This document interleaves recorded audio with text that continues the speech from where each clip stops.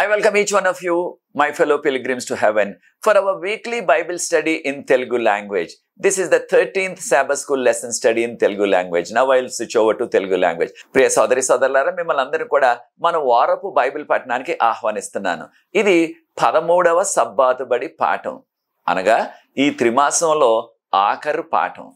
వచ్చే వారానికి మరలా క్రొత్త పాఠాలు మనకు వస్తాయి. అనగా క్రొత్త అంశం మీద ఇంకొక 3 నెలలు మరలా జూలై, ఆగస్టు, సెప్టెంబర్ చదివే అవకాశం వస్తుందన్నమాట. కనుక దేవుని స్తుతులు చెల్లిస్తున్నాం. మనల్ని, మన కుటుంబాల్ని, సంఘాలని ప్రభువారు ఈ 3 నెలలు కూడా, దీన్నే వేసవకాలం, ఈ లోకంలో జరిగే ఆఖరి సంఘటనలు, రెండవ రాకడకు ముందు ఆ విషయాలు చదువుకునే అవకాశాన్ని, అదృష్టాన్ని ప్రభు మనకు అనుగ్రహించారు. ప్రార్థన చేసుకుని ఈ ఆఖరి పాఠం అనగా 13వ పాఠం ఈ త్రిమాసానికి, ఇంగ్లీష్లో క్వార్టర్ అంటున్నాం కదా, అదనమాట క్వార్టర్లీ. ప్రార్థన. పరిశుద్ధ ప్రేమ గల మా తండ్రి, మీకు స్తుతులు, స్తోత్రాలు, వందనాలు చెల్లిస్తున్నాం. మమ్మల్ని, మా కుటుంబాలని, మా సంఘాలని మీరు ప్రేమించి ఏప్రిల్, మే, జూన్లో మీ సహాయాన్ని మెండుగా మాకు అనుగ్రహించారు.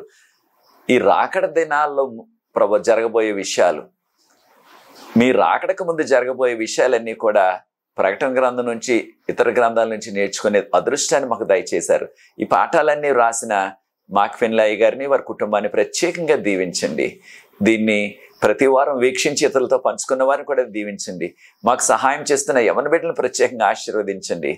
మీ కృపను మాతో ఉంచవలసిందని, ఈ లోతైన మర్మాలు తెలుసుకోవటానికి పరలోకపు జ్ఞానాన్ని మాకు ప్రసాదించి మీ ఆత్మతో మమ్మల్ని నింపవలసిందని, మీరే మహిమ ఘనత తెచ్చుకోనమని యేసు ప్రభువు వారి పరిశుద్ధమైన నామమును బట్టి ప్రార్థిస్తున్నాను తండ్రి, ఆమేన్.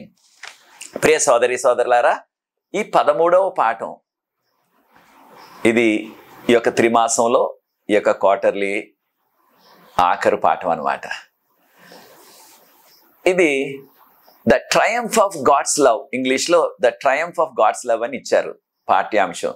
దీన్ని మన తెలుగులో నేను ఏమని తర్జుమా చేస్తున్నానంటే, మన భాషలో దేవుని ప్రేమయే గెలియును, దేవుని ప్రేమ గెలుస్తుంది చివరగా.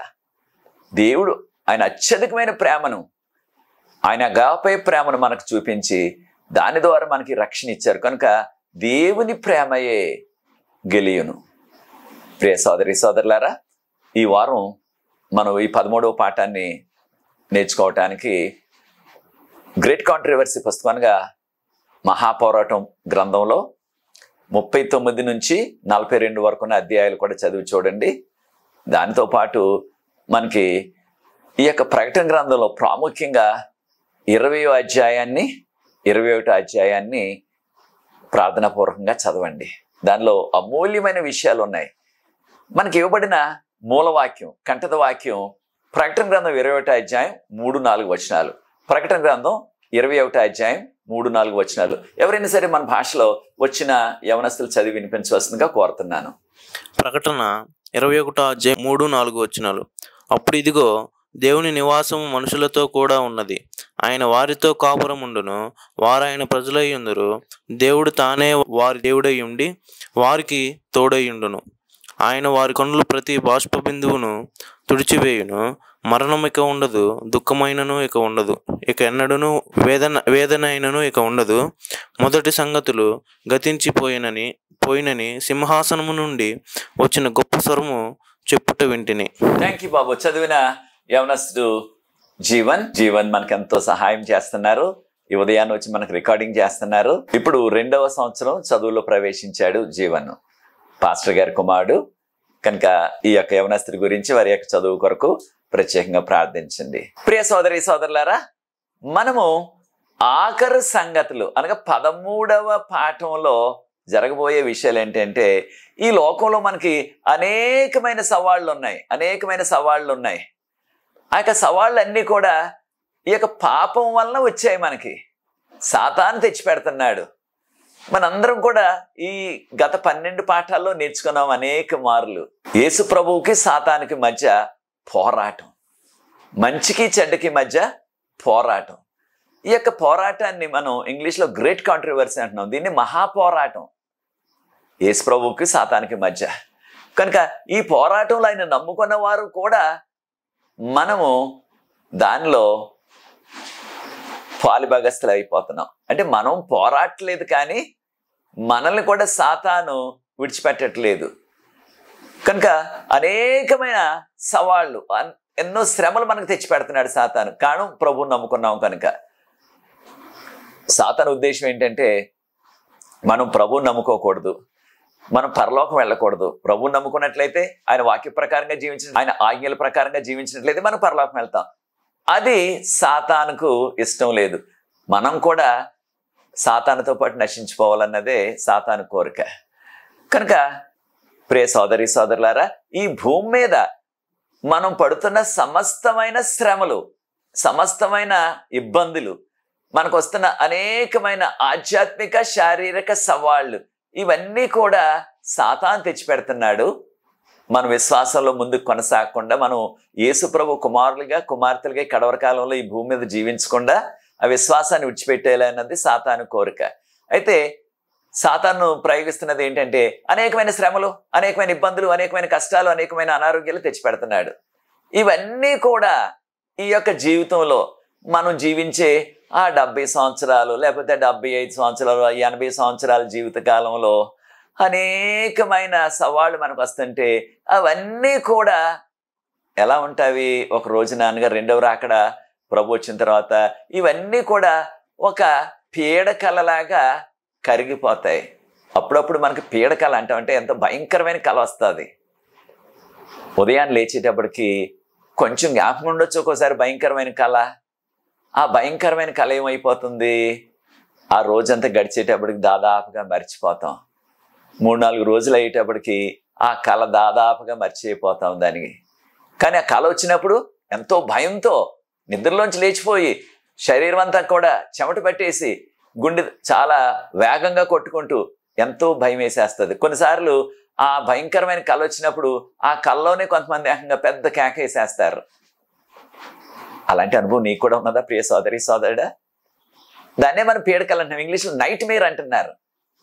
అలాంటిది కలకాలం జ్ఞాపకం ఉండదు, కలకాలం ఉండదు ఆ యొక్క పీడకల. అలాగే ఈ భూలోకంలో మనకు వచ్చే సమస్తమైన సవాళ్ళు అవన్నీ కూడా కలకాలం మనకి ఉండవు. లేకపోతే ఈ భూలోకంలో మనకు వచ్చే ఆ అనారోగ్యాలు, ఆ ఆపదలు, లేకపోయినట్లయితే ఆ యొక్క నిందలు, ఇవన్నీ కూడా కలకాలం ఉండవు, కొంతకాలమే అవి గతించిపోతాయి.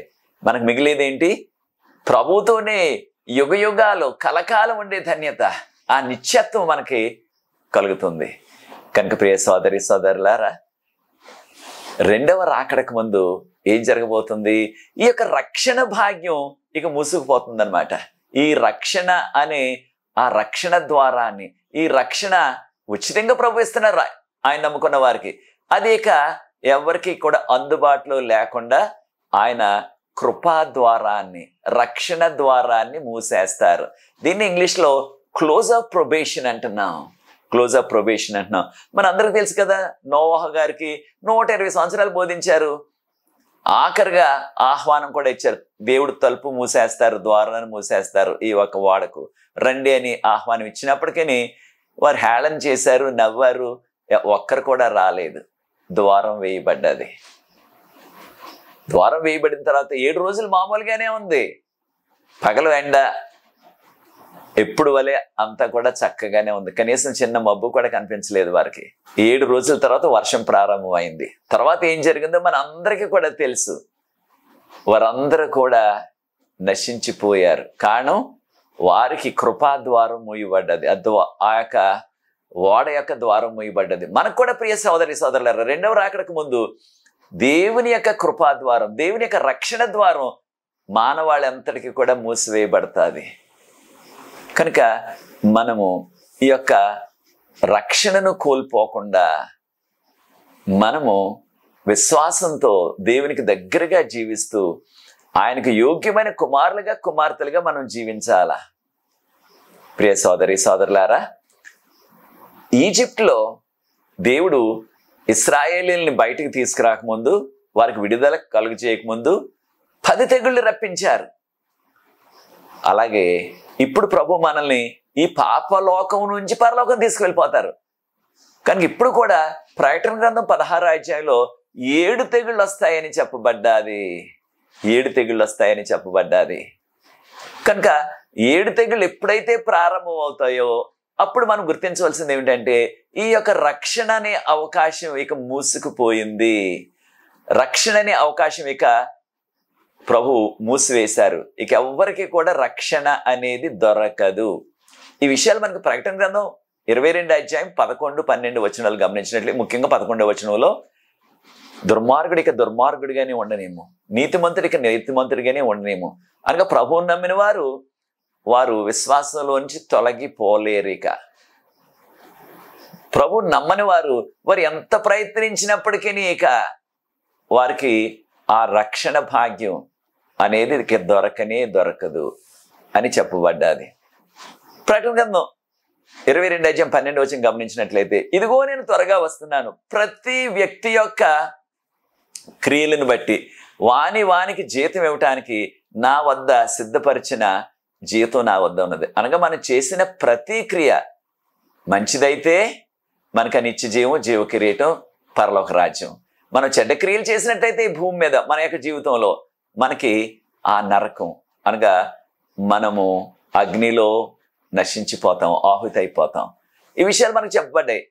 అయితే రెండవ రాకడకు ముందు సాతాను తెచ్చే ఈ భయంకరమైన శ్రమకాలం, దీన్నే ఇంగ్లీష్లో ట్రిబ్యులేషన్ అంటున్నారు, శ్రమకాలం. అయితే ఆ శ్రమకాలంలో కూడా దేవుని వాగ్దానం చూడండి, యేసు ప్రభు మనతో ఉంటానంటున్నారు. కష్టాలు వచ్చినప్పుడు, శ్రమలు వచ్చినప్పుడు దేవుడు విడిచిపెట్టేసే దేవుడు కాదు. మనందరికీ తెలుసు, షడ్రకు, మేషకు, అబేద్నెగోను అగ్నిగుండంలో వేసేసినప్పటికీ వారికి దగ్గరగా వచ్చి వారితోనే అగ్నిలో ఉండి వారిని అగ్ని వాసన కూడా అంటకుండా ప్రభు వారిని కాచి కాపాడారు. మనందరికీ తెలుసు దానియేలు గ్రంథం 3వ అధ్యాయంలో. అదే రీతిగా దానియేలు గ్రంథం 12వ అధ్యాయం 1వ వచనం మనం చూసినట్లయితే, ఆ శ్రమకాలం వచ్చినప్పుడు, ఆ యొక్క అనేకమైన సవాళ్ళు సాతాను తెచ్చినప్పుడు, ఆ శ్రమలు వచ్చినప్పుడు మన తరపున మిఖాయేలు మన తరపున నిలుస్తారు. ఎవరైతే ఆయన గ్రంథంలో దాఖలా అయిన వారు, అనగా ఆయన గ్రంథంలో మన పేర్లు ఉన్నట్లయితే, ఏ గ్రంథం అది? జీవ గ్రంథం. వారికి ఏ డోకా లేదు, వారితో ప్రభు ఉండి వారిని విడిపించును, ఈ యొక్క శ్రమల నుంచి, కష్టాల నుంచి విడిపిస్తానని దేవుని యొక్క వాగ్దానం. కనుక ప్రియ సోదరి సోదరులారా, మనకి ఇర్మియా గ్రంథం 30వ అధ్యాయం 7వ వచనం, ఇర్మియా గ్రంథం 30వ అధ్యాయం 7వ వచనంలో మహాశ్రమకాలం వస్తుంది.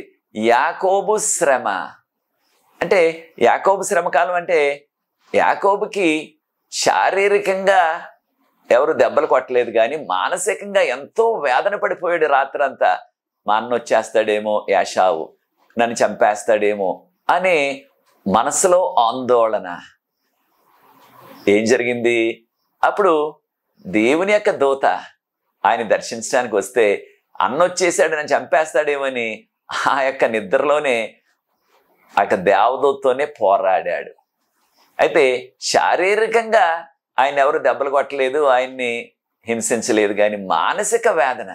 అలాగే దేవుని బిడ్డలకు కూడా ఎక్కువ మానసిక వేదన వచ్చేస్తుంది కడవరి కాలంలో. ఏమని?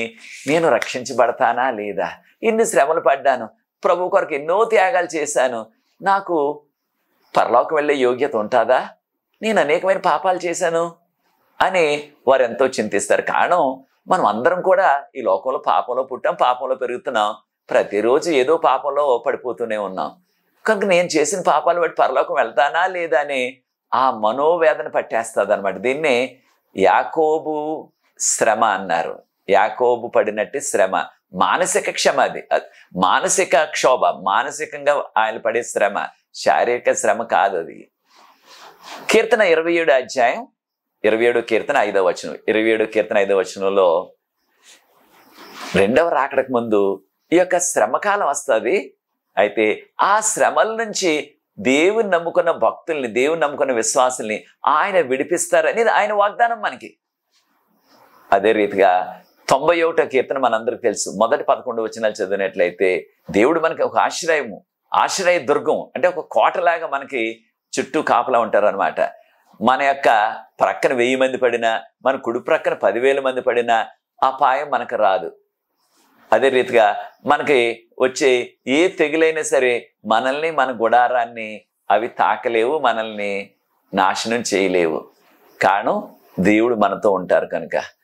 ప్రియ సోదరి సోదరులారు, ఈ కడవరకాల చివరి దినాల్లో ఎటువంటి సవాళ్ళు వచ్చినా సరే మనం భయపడకుండా, ఖచ్చితంగా సాతాను తెస్తున్నాడు మన విశ్వాసాన్ని ఏదో రీతిగా నాశనం చేసేయాలని. మనం విశ్వాసంలో కొనసాగుదాం. ప్రభు మనల్ని దీవిస్తారు. మనకున్న నిరీక్షణ అంతా ఏమిటి? రెండవ రాకడ. ఆయన త్వరలో వచ్చేస్తున్నారు. ఆయన వచ్చినట్లయితే ఈ సవాళ్ళన్నీ, ఇబ్బందులన్నీ కూడా ఇక ఉండవు. మీలో దాదాపు అందరికీ తెలుసు, గత 50 సంవత్సరాలకు పైబడి నాకు చూపు లేదు. అనేకమైన సవాళ్ళు ప్రతిరోజు కూడా చూపు లేని కారణం చేత అనేకమైన సవాళ్ళు. దాంతోపాటు మీకు అందరికీ తెలిసిందిగా గత 4 సంవత్సరాల కిందట మా సతీమణి గారు కూడా ప్రభునందు నిద్రించారు. దాంతో ఈ సవాళ్ళు ఇంకా ఎక్కువైపోయాయి. అయితే ఈ సవాళ్ళన్నీ ఎన్నొచ్చినప్పటికీ మనకున్న నిరీక్షణ, నాకున్న నిరీక్షణ ఏంటి? త్వరలో ప్రభు వచ్చేస్తారు. ప్రభు వచ్చినట్లయితే ఇక ఈ సవాళ్ళు, సమస్యలన్నిటికీ కూడా అంతం వచ్చేస్తుంది. రెండో రాకడప్పుడు మహిమ శరీరం, మహిమ నేత్రాలు వచ్చేస్తాయి. రెండో రాకడ తర్వాత ఇక ఇబ్బందులు ఏమీ మనకు ఉండవు. ఈ సవాళ్ళు, శ్రమలు ఏమీ ఉండవు ఇక మనకి. కనుక యేసు ప్రభు రెండవ రాకడ మనందరికి కూడా ఎంతో నిరీక్షణతో కూడి ఉన్న ఒక వర్తమానం మనకి. కనుక ప్రియ సోదరి సోదరులారా, ఈ కడవరకాల చివరి దినాల్లో సాతాను మనకు తెచ్చే సవాళ్ళు ఏంటంటే 666 ముద్ర వేసుకుంటే తప్ప, అంటే ప్రభుత్వం ముద్ర, మృగం యొక్క ముద్ర అన్నారు దాన్ని. మృగం అంటే ప్రభుత్వం అనమాట. ప్రభుత్వం తెచ్చే శాసనాలు. ఆ శాసనం ఏంటి? ఎవరైతే ప్రభువు నమ్ముకుంటారో, 10 ఆజ్ఞలు కాపాడతారో వారికి కొనటానికి లేదు, అమ్మటానికి లేదనే సవాళ్ళు అనమాట. అయితే ప్రియ సోదరి సోదరులారా, దేవుని నిరీక్షణ మనకి ఏమిటి? దేవుడు మనకిస్తున్న వాగ్దానం ఏంటి? యోహాను సువార్త 14:3 మీ హృదయములను కలవరపడనీయకుడి. ప్రియ సోదరి సోదరులారా, ఎటువంటి సవాళ్ళు వచ్చినప్పటికీ, ఆధ్యాత్మిక, శారీరక లేదా ఆర్థికమైన ఏ సవాళ్ళు వచ్చినప్పటికీ మన హృదయాల్ని కలవరపడనీయొద్దు. దేనివలన? ప్రభు వారు అన్నారు, నా తండ్రి ఇంట అనేకమైన నివాసాలు ఉన్నాయి. మూల భాషలో గ్రీకులో కానీ ఇంగ్లీష్ భాషలో ఏమని రాశారంటే, మీ కొరకు రాజభవనాలు, ఇంగ్లీష్లో మ్యాన్షన్స్ అన్నారు, సిద్ధపరుస్తారు. ఏదో సాదా సీదా చిన్న చిన్న పూరిపాకలు కాదు ఆయన సిద్ధపరుస్తున్నది మన కొరకు. కారణం ఆయన రాజులకు రాజు, ప్రభువులకు ప్రభు. ఆయనకు లోటే ఉన్నది. ఆయన కుమారుల కొరకు, ఆయన కుమార్తెల కొరకు, మనందరి కొరకు కూడా ఆయన రాజభవనాలను సిద్ధపరుస్తారు. అప్పుడు ప్రభు వారు అన్నారు, నేను వచ్చి మిమ్మల్ని అందరినీ కూడా, నేను రెండోసారి వస్తాను, వచ్చి మిమ్మల్ని అందరినీ కూడా నేను ఎక్కడైతే ఉంటానో అనగా నా తండ్రి ఏంట అనగా పరలోకంలో తీసుకెళ్ళిపోతానని ప్రభు వాగ్దానం చేశారు. ఇదే విషయాన్ని తీతుకు రాసిన పత్రిక 2:11-14 వరకు ఉన్న వాక్య భాగాన్ని, తీతుకు రాసిన పత్రిక 2:11-14 వరకు ఉన్న వాక్య భాగంలో మనకి ఎంతో ఉన్న దీవెనకరమైన, దివ్యమైన ఆ నిరీక్షణ రెండవ రాకడ. అయితే ఈ రెండవ రాకడ అనేది దేవుని యొక్క కృపను బట్టే మనకు రక్షణ. దేవుని యొక్క కృపను బట్టే రెండవ రాకడలో ప్రభు మనల్ని పరలోకం తీసుకెళ్తారు. మనం చేసే ఈ యొక్క మంచి కార్యాలు, లేకపోతే మనం చేసే దాన ధర్మాలు, మనం ఇచ్చిస్తున్న ఆ కానుకలు, దశమ భాగాలు, వాటిని బట్టి కాదు, ఆయన కృపను బట్టి. ఖచ్చితంగా ఇవన్నీ కూడా చేయాలి. కానుకలు, దశమ భాగాలు మనం ఇవ్వాలి. కారణం ఏంటంటే దేవుడు మనకి ఇచ్చారు కనుక మనం ఆయన మీద ప్రేమ చూపిస్తూ మళ్ళా ఆయనకి తిరిగి ఇవ్వాలా. కానీ నేను ఇచ్చాను కదా నాకు పరలోకం ఉందని కూడా మనం అనుకోకూడదు. పరలోకం అనేది ఆయన కృప ద్వారా మనకి ఇస్తున్నారు ఆయన. అయితే ఈ యొక్క కడవరకాల చివరి దినాల్లో 2 రకాల ప్రజలు, 2 వర్గాల ప్రజలు భూమి మీద మనకు కనిపిస్తారు. ఒకటి దేవుని నమ్మని వారు, వారిని మనం పాపులు అంటున్నాం, దుర్మార్గులు అంటున్నాం. దేవుని నమ్మని వారు దుర్మార్గులు. వారి గతి ఏమిటి? రెండవ రాకడ దినాన ప్రకటన గ్రంథం 6:15-16 చూసినట్లయితే వారు రాజులు, ఘనులు, ధనవంతులు, ఎంతో పలుకుబడి గలవారు, పాలకులు, వారందరూ కూడా ఆ కొండల చాటుకి, బండల చాటుకి వెళ్ళి మమ్మల్ని దాచండి, మేము ఆ సింహాసనాసీనుడైన వాని యొక్క మహిమను చూడలేము, ఆ గొర్రె పిల్ల ఉగ్రతని మేము చూడలేము, మమ్మల్ని దాచండి, మా మీద పడిపోండి కొండల్లారా బండల్లారా అని కొండల్ని బండల్ని బ్రతిమాలతారని చెప్పబడ్డాది. ఎవరు? దేవుని నమ్మని వారు. దేవుడిని తెలిసినప్పటికీ, నిజ దేవుని గురించి తెలిసినప్పటికీ, రక్షణ గురించి తెలిసినప్పటికీ, యేసుప్రభు గురించి తెలిసినప్పటికీ వారు పట్టించుకోకుండా వారు ఇష్టానుసారంగా జీవించారు ఈ లోకంలో. అటువంటి వారికి అటువంటి గతి పట్టబోతుంది. అయితే రెండవ వర్గం, రెండవ గ్రూపు వారు ఏం చేస్తారు? యేసుప్రభు వస్తున్నారని ఎంతో సంతోషంతో ఆయన ఎదుర్కోవటానికి యెషయా గ్రంథం 25:8-9 ఇదిగో ఈయన కొరకే మనం వేచి ఉన్నాం, ఈ దేవుడు మనం రక్షిస్తాడని ఎంతకాలం వేచి ఉన్నాం, ఆయన వచ్చేస్తున్నారు, రండి ఆయన ఎదుర్కొందాం, ఆయన యొక్క రక్షణలో మనం ఆనందిద్దామని ఎంతో సంతోషంతో ఆయన ఎదుర్కొంటానికి వెళ్తారని చెప్పబడదు. ఒక గ్రూప్ అయితే, ఒక వర్గం ప్రజలైతే దాక్కుంటున్నారు, ఆయన రాకడ చూడలేక, ఆయన వెలుగు చూడలేక, ఆయన యొక్క మహిమ చూడలేక దాక్కుంటారు. రెండవ వర్గం అంటే ఆయన నమ్ముకున్నవారు, ఆయన ఆగిల వెలుగులో, ఆయన యొక్క వాక్యపు వెలుగులో జీవించిన వారు సంతోషంతో వెళ్ళిపోతారు ఆయన కలుసుకోవటానికి. ప్రియ సోదరి సోదరులారా, ఈ రెండు గుంపుల్లో ఏ గుంపుకు చెంది ఉన్నాం మనం? మన కుటుంబం. ఒక్కసారి మనల్ని మనం ప్రశ్నించుకుందాం. మన జీవితాలు దేవునికి మహిమకరంగా ఉన్నవా? దేవునికి ఇష్టకరంగా ఉన్నవా? ఈ విషయాలు మనం ప్రశ్నించుకోవాలి. ప్రకటన గ్రంథం 15:3-4 వచనాల్లో ఎవరైతే దేవుని నమ్ముకుని ఆయన ఆజ్ఞల ప్రకారంగా ఆయన వాక్యపు వెలుగులో జీవించారో ఆ మృగం యొక్క ముద్ర వేసుకోకుండా, కొనటానికి లేదు అమ్మటానికి లేదని శాసనాలు వచ్చినప్పటికీ దాన్ని పట్టించుకోకుండా దేవుడే మమ్మల్ని కాపాడతారు, దేవుడే మాకు కావాల్సిన ఆహారం వస్త్రం ఇస్తారు అనే నమ్మకంతో ముందుకు కొనసాగారు. అటువంటి వారు ఎక్కడుంటారు? ఆ యొక్క స్ఫటికంలాగా ఉంది. ఇంగ్లీష్లో సీ ఆఫ్ గ్లాస్ అన్నారంటే ఒక అద్దంలాగా ఉందన్నమాట. అయితే అక్కడ నిలబడ్డారు. వారు ఒక క్రొత్త పాట పాడుతున్నారు. ఎవరు వేరు? రక్షించబడిన జనాంగం. వారు మోషే గారు పాట పాడుతున్నారు. మోషే గారు ఆ యొక్క ఇశ్రాయేలీలందరూ కూడా ఎర్ర సముద్రం దాటినప్పుడు వారు విమోచన గీతాన్ని పాడారు. మాకు ఈజిప్ట్ నుంచి విడుదల వచ్చిందని ఎంతో సంతోషంగా పాటలు పాడారు. అలాగే మనకు కూడా ఈ లోకం నుంచి, పాపం నుంచి, సాతాను నుంచి విడుదల వస్తుందని సంతోషంగా పాడే పాట పరలోకంలో రక్షించబడిన జనాంగం. అయితే రెండవ రాకడలో ప్రభువారు వస్తారు.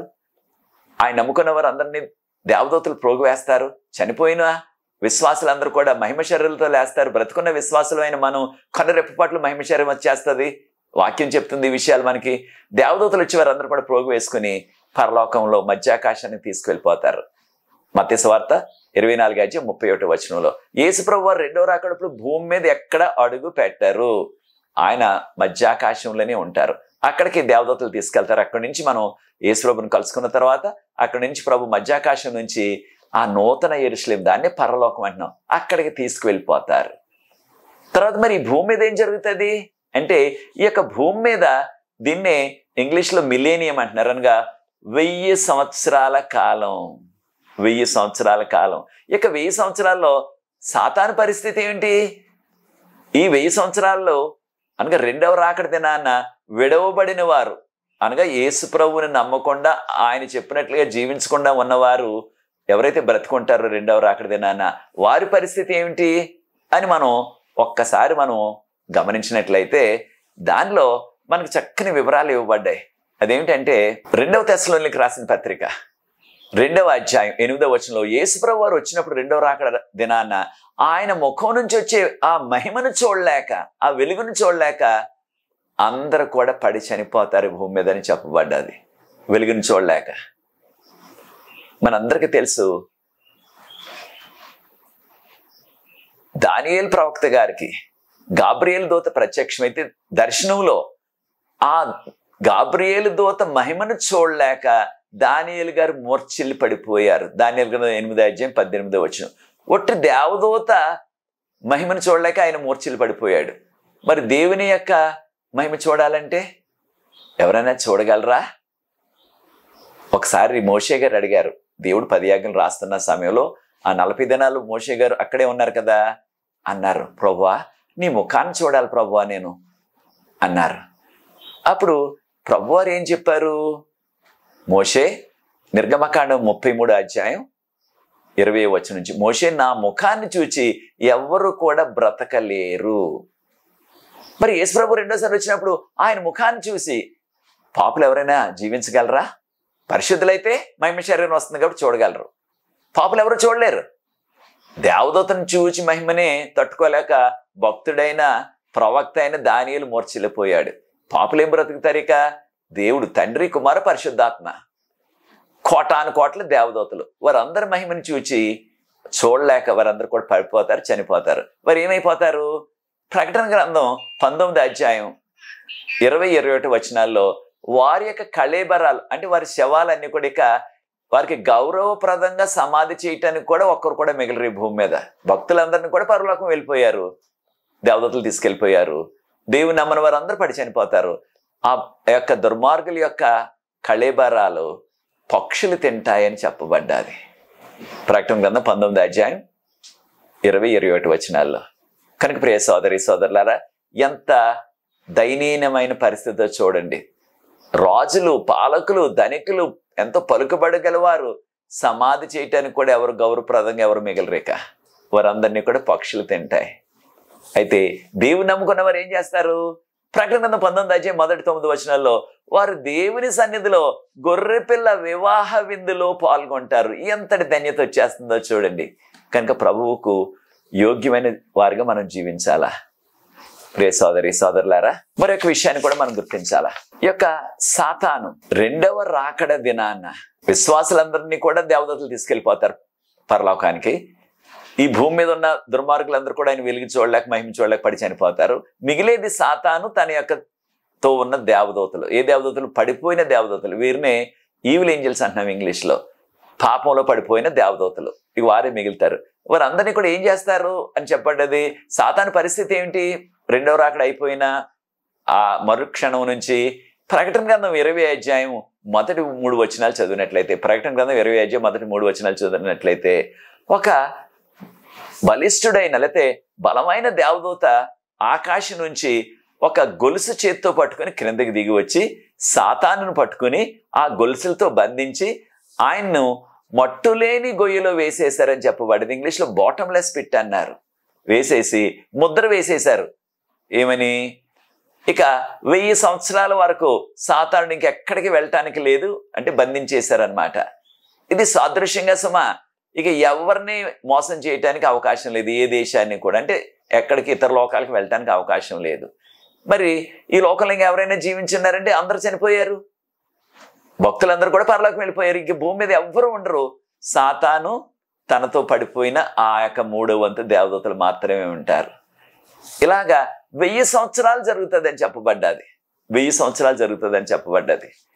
అయితే ఆ 1000 సంవత్సరాల కాలంలో కూడా సాతాను, తనతో పడిపోయిన దేవదూతల పరిస్థితి ఏమిటంటే 2 పేతురు 2:4 మనం గమనించినట్లయితే, ఆ సాతాను, తనతో పడిపోయిన దేవదూతల్ని దేవుడు ఆ చీకటితో వారిని బంధకాలు వేసేశారని, అనగా చీకటితో బంధించేశారని, చీకటిని ఆ యొక్క గొలుసులతో, అంటే అగాధం అంటాం దాన్ని మనం, దానితో తీర్పు దినం వరకు వారిని బంధించేశారని చెప్పబడ్డది. ఇప్పుడు రెండవ రాకడ దినాన్ని నుంచి 1000 సంవత్సరాల పాటు వీరిని చీకటిలోని, భూమి మీద అంతా చీకటి కమ్మేస్తుంది.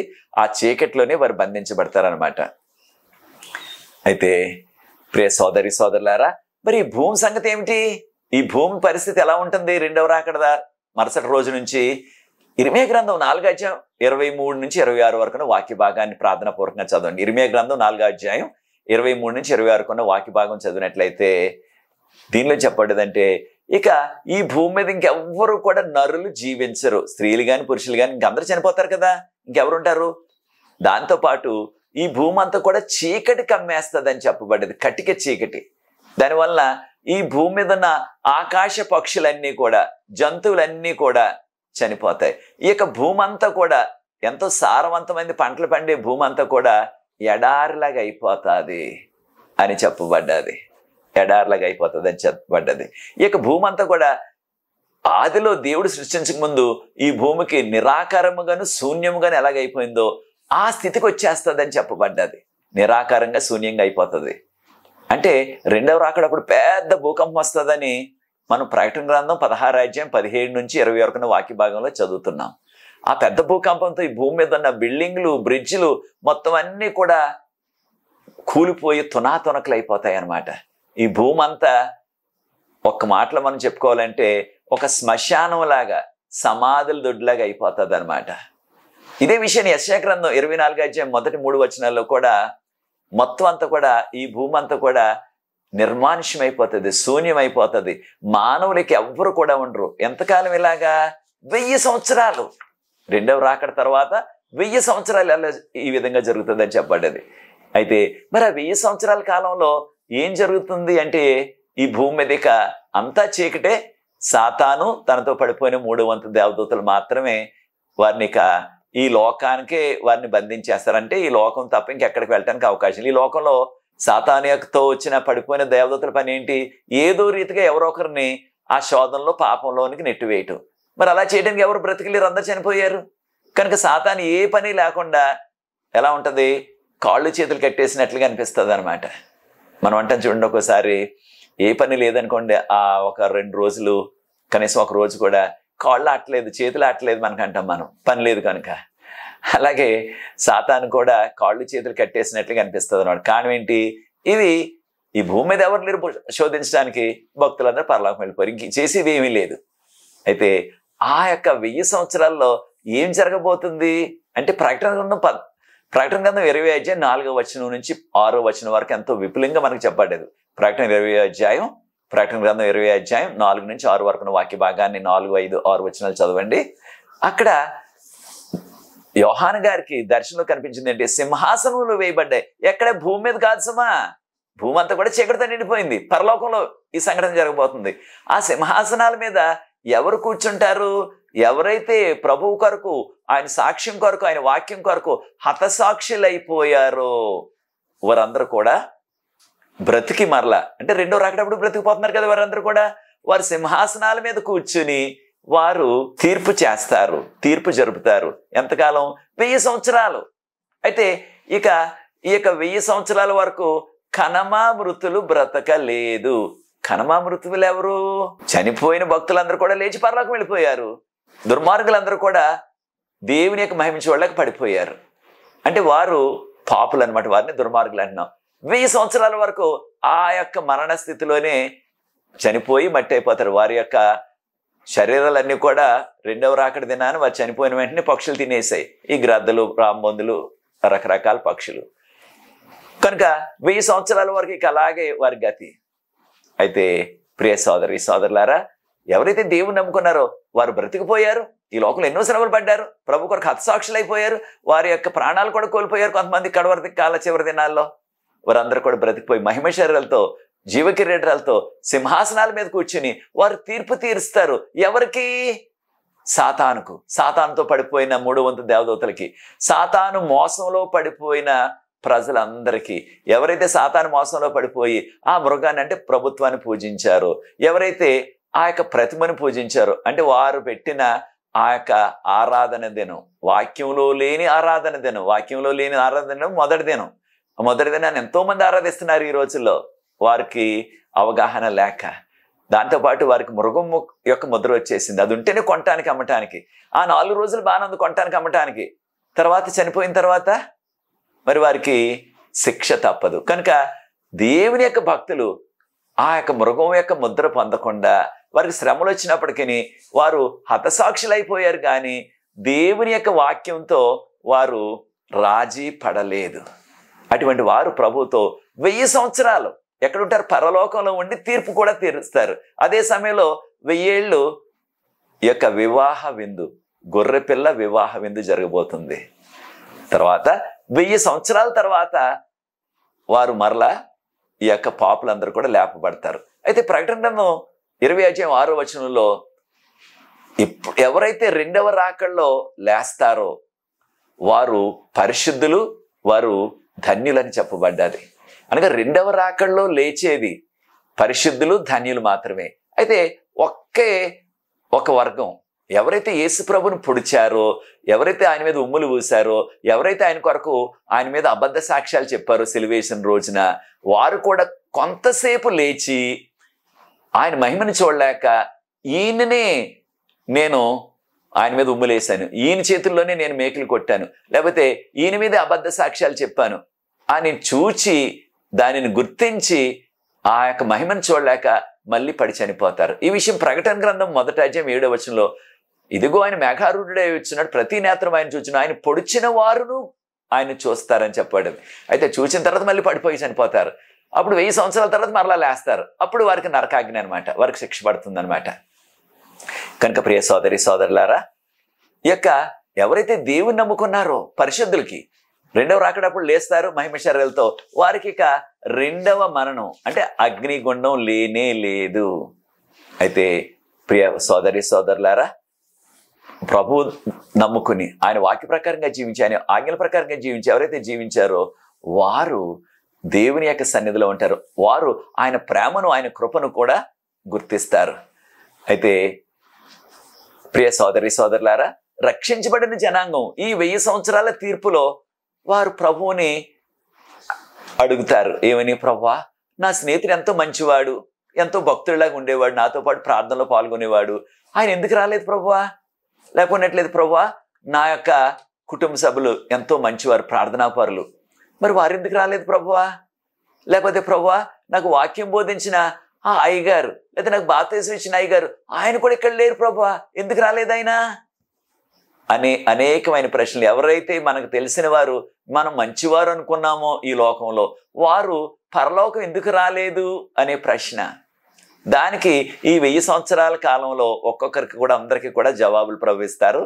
వారి యొక్క జీవితాలు, వారు రహస్యంగా ఏమైతే పాపాలు చేశారో, పాపాలు ఒప్పుకోలేదు, అవన్నీ కూడా ఎక్కడున్నది? ఆ యొక్క చిట్టా అంతా, ఆ యొక్క జాబితా అంతా పరలోకపు గ్రంథాల్లో. పరలోకపు గ్రంథాల్లో దేవదూతలు అవన్నీ కూడా రాసేశారు. అంటే మానవులు ఈ రోజుల్లో వీడియో తీస్తున్నాం, మనం మానవులే వీడియో తీయగలిగినట్లయితే మరి దేవుడు, దేవదూతలు మనకంటే ఇంకా ఎంతో క్వాలిటీ గల వీడియోని తీసేయగలరు. అంటే మనం చేసిన ప్రతి విషయం మంచిదైనప్పటికీ చెడ్డదైనప్పటికీ తీర్పులోకి వస్తుందని మనకి చెప్పబడ్డది. ప్రసంగి గ్రంథం 12వ అధ్యాయం 13, 14 వచనాల్లో. కనుక మనం చేసే ప్రతిదీ కూడా రికార్డ్ అయిపోతుంది పరలోకంలో. దేవదూతలు రికార్డింగ్ చేసేస్తున్నారు వీడియోలాగా. కనుక నేను చేయలేదు ప్రభువా, ఈ పొరపాటు నాది కాదు, ఎవరిదో పొరపాటుని దేవదూతలు నా అకౌంట్లో రాసేశారు, నా లిస్టులో రాసేశారు అని బొంకటానికి అవకాశం లేదు. కానీ వీడియో ఉంటే ఇంకెవరు బొంకగలం మనం? కనుక ఈ 1000 సంవత్సరాల కాలంలో ఈ విధమైన వారికి ఉన్న డౌట్లన్నీ తీర్చేసి, అనుమానాలన్నీ తీర్చేయటంతో పాటు ఆ పాపం చేసిన వారు ఎక్కువ పాపం చేస్తే ఎక్కువసేపు నరకంలో కాలాల. అయితే అందరికంటే కూడా ఎక్కువ పాపాలు ఆ యొక్క సాతానుడు పాపానికి జనకుడు. కనుక ఎక్కువసేపు ఆ నరకాగ్నిలో కాలవలసిన వాడు. ఆ యొక్క శిక్షను ఖరారు చేస్తారనమాట ఎవరి పాపాల నిమిత్తం. ప్రభువారు అన్నారు కదా, ప్రకటన 22వ అధ్యాయం 12వ వచనంలో, ఎవని వాని క్రియలు చెప్పిన వారికి ఇవ్వడానికి జీతం నా దగ్గర సిద్ధపరిచిన జీతాన్ని పట్టుకుని వస్తున్నానన్నారు. కనుక మనం చేసే ప్రతి క్రియ ఒక రోజున దేవునికి లెక్కప్పు చెప్పాలా. అది చెడ్డ క్రియలు అయినట్లయితే దానికి మనం శిక్షను కూడా అనుభవించాలా. అయితే ఈ 1000 సంవత్సరాలు అనగా రెండవ రాకడ దినాన సాతాను బంధించేశారు. అంటే సాదృశ్యంగా సాతాను ఏదో తాళ్ళతో చైన్లతో కడితే ఆగేవాడు కాదు వాడు. కనుక సాదృశ్యంగా వాడిని బంధించేశారు ఈ లోకంలో. లోకం అంతా చీకటి గమ్మేసింది, అందరూ కూడా చనిపోయారు. 1000 సంవత్సరాల తర్వాత కొంచెం సేపు వాడు విడవబడతాడని ప్రకటన గ్రంథం 20వ అధ్యాయం మొదటి 3 వచనాల్లో, అదే రీతిగా ప్రకటన గ్రంథం 20వ అధ్యాయం 7వ వచనంలో కూడా మనకు చెప్పబడ్డది. అప్పుడు ఎప్పుడైతే వాడు విడవబడతాడో వాడు నలుమూలలకు వెళ్ళిపోయి, అనగా ఈ యొక్క పాపం చేసిన వారు, దుర్మార్గులందరూ కూడా 1000 సంవత్సరాల తర్వాత వారు లేపబడతారని మనం చదివాం కదా. ప్రకటన గ్రంథం 20వ అధ్యాయం 5వ వచనంలో, కణమామృతులు 1000 సంవత్సరాల వరకు బ్రతకలేదు. అంటే 1000 సంవత్సరాల తర్వాత వారు బ్రతుకుతారు.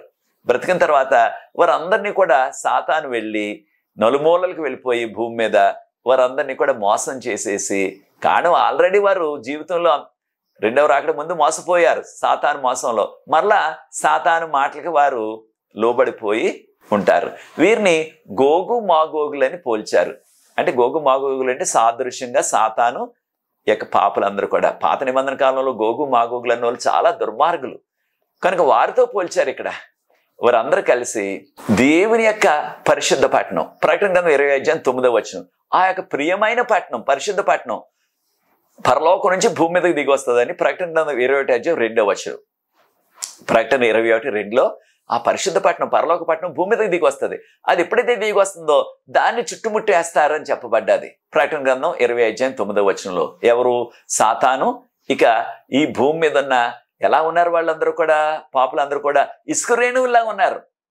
మనందరికీ తెలిసిన మొట్టమొదటి ఆ యొక్క దుర్మార్గమైన జీవితం జీవించిన వాడు కయ్యోను కాడి నుంచి కయ్యోను మొదలు రెండవ రాకడ వరకు ఉన్న దుర్మార్గులందరూ కూడా లేస్తారు. వారందరూ కూడా ఇసుక రేణువుల్లాగా సముద్ర ఒడిని ఎంత తీసుకుంటుందో అలాగా ఇంకెవరో లెక్కించలేనంతమంది అనమాట.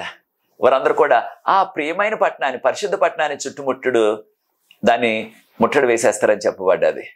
అయితే ప్రియ సోదరి సోదరులారా, మరి దుర్మార్గులను మళ్ళా లేపటం ఎందుకు? అని చనిపోయారు కదా రెండో రాకడలో, మరలా వాడిని లేపటం ఎందుకు అనే ప్రశ్న మనకు వస్తుంది. మరలా వారికి పునరుద్ధానం ఎందుకు అంటే వారికి ఏదో బహుమతి ఇవ్వటానికి కాదు, ఖచ్చితంగా పాపం చేసిన ప్రతి వ్యక్తి కూడా తన పాపాల నిమిత్తం దేవునికి లెక్క చెప్పాలా, తన పాపాల నిమిత్తం శిక్ష అనుభవించాలా. ఈ విషయాన్ని 2 కొరింథీయులకు రాసిన పత్రిక 5వ అధ్యాయం 10వ వచనంలో మనం ప్రతి వారు కూడా ఆ యొక్క యేసు ప్రభు సింహాసనం పీఠం ముందు మనం నిలబడాలని చెప్పబడ్డది. దేవుని యొక్క సింహాసనం ముందు నిలబడి మన పాపాలకు లెక్క చెప్పి మనం ఆ శిక్షను మనం పొందాలా. అదే విషయాన్ని రోమీయులకు రాసిన పత్రిక 14:10లో కూడా, రోమీయులకు రాసిన పత్రిక 14వ అధ్యాయం 10వ వచనంలో కూడా ప్రతి వారు కూడా దేవుని యొక్క సింహాసనం ముందు నిలబడి మనం లెక్క చెప్పి దేవునికి మనం చేసిన పనుల నిమిత్తం దేవునికి లెక్క చెప్పాల. అయితే ప్రతి వారు కూడా దేవుని యొక్క నామం పేరట వారు మోకాళ్ళు ఉంచబడుతుందని చెప్పబడ్డది. రోమీయులకు రాసిన పత్రిక 14:12 వచనంలో ప్రతి వ్యక్తి కూడా తన జీవితంలో ఏమేమి కార్యాలు చేశారో, స్త్రీ అయినా పురుషుడైనా సరే, పాప కార్యాలకు దేవునికి లెక్క చెప్పాలా. కనుక మనం చేస్తున్న ఏ పాప కార్యమైనా సరే అది మనుషులకు తెలియదు, అది ఎవరికి తెలియకుండా రహస్యంగా ఉందని మనం అనుకుంటాం. కానీ దేవునికి దేవదూతలకు బహిరంగం. దాన్ని రికార్డింగ్ చేసేస్తున్నారు వీడియోలాగా, అది చూపిస్తారు. అది నేను చేయలేదని బొంకటానికి అవకాశం లేదు. ఆ చేసిన దుర్మార్గ కార్యాన్ని బట్టి పాప కార్యానికి శిక్ష అనుభవించాలి. ఏం శిక్ష? నరకాగ్ని శిక్ష. కనుక ప్రకటన గ్రంథం 20:11-15 వరకు ఉన్న వాక్య భాగాన్ని ప్రార్థనాపూర్వకంగా చదవండి. ఆక ధవళ సింహాసనం అంటే తెల్లని సింహాసనం ముందు అందరూ కూడా నిలబడాల. అయితే ఆ సింహాసనం ముందు నిలబడినప్పుడు ప్రతి వారు కూడా వారి వారి క్రియలు ఏమైతే చేశారో ఆ క్రియలన్నీ కూడా పరలోకపు గ్రంథాల్లో రాయబడ్డాయి. వాటిని బట్టి వారికి తీర్పు జరుగుతుంది. అయితే చనిపోయిన వారు సముద్రంలో ఒకవేళ మునిగి చనిపోతే సముద్రం వారిని అప్పగించేస్తుంది. భూమి మీద సమాధి చేయబడినట్టయితే భూమి అప్పగించేస్తుంది. అలాగా చనిపోయిన వారు అందరూ కూడా మరలా బ్రతికి వారి జీవితాల్లో ఏమేమి దుష్టకార్యాలు చేశారో అవన్నీ కూడా మరలా వారికి ముందు ఒక సినిమా కనపడినట్లుగా, ఒక వీడియో కనపడినట్లుగా వారి పాపాలన్నీ కూడా ఒక్కసారి జ్ఞాపకానికి వచ్చేస్తాయి. ఇది నేను చెయ్యలేదు అంటానికి అవకాశం లేదు ఆ వీడియో చూసేటప్పటికి. కనుక దేవుని యొక్క గ్రంథాల్లో ఇవన్నీ కూడా భద్రపరచబడ్డాయి. అయితే ప్రకటన గ్రంథం 20:15 వచనం చూడండి ఒక్కసారి. ఎవరి పేరైతే ఆ జీవ గ్రంథంలో లేదో ఎక్కడ వేసేస్తారు ప్రభు వారిని? ఆ యొక్క నరకంలో వేసేస్తారన్నారు. అంటే సాతానుడు, ఆయనతో పడిపోయిన ఆ యొక్క 3వ వంతు దేవదూతలు, వారితో పాటు పాపంలో పడిపోయిన వారు అందరూ కూడా ఆ నరకాగ్నిలో కాలి చనిపోతారు. కనుక ప్రియ సోదరి సోదరులు, ఎవరు కూడా దేవుడు నాకు అన్యాయంగా తీర్పు తీర్చారు, నేను మంచిగా ఉన్నాను, నాకు అన్యాయం జరిగింది అని అంటానికి వీల్లేదు కదా. కారణం వారిని అగ్నిగుండంలో వేసేక ముందు అందరికీ కూడా ఆ యొక్క వీడియోలాగా లేకపోతే సినిమాలాగా వారి జీవితంలో ఏమేమి వారు చేశారో అవన్నీ కూడా చూపిస్తున్నప్పుడు ఫిలిప్పీలకు రాసిన పత్రిక 2వ అధ్యాయం 10-11 వచనాల్లో మనం చూసినట్లయితే ప్రతి మోకాలు ఆయన నామం పేరట వంగుతుంది, ప్రతి నాలుక కూడా ఒప్పుకుంటే సాతాను కూడా ప్రభువా నీవు మంచివారువే, నాకు అనేక అవకాశాలు ఇచ్చారు, నేను ఆ యొక్క మీరు ఇచ్చిన అవకాశాలని నేను సద్వినియోగం చేసుకోకుండా మీకు వ్యతిరేకంగా జీవించాను, ప్రభువా నాకు ఈ సత్యం తెలియజేశారు, దాన్ని అనుసరించకుండా నేను పాపంలో మునిగిపోయాను అని ప్రతి వ్యక్తి కూడా తన నాలుకతో ఒప్పుకుంటారు అనమాట. అది అయిన తర్వాత అప్పుడు ప్రభు ఆకాశం నుంచి అగ్నివర్షం కురిపించేస్తారు. ఇంకెవ్వరు కూడా తప్పించుకునే అవకాశం లేదు. ఈ భూమి అంతా కూడా అగ్నితో, పైనుంచేమో అగ్నివర్షం వచ్చేస్తూ ఉంటుంది.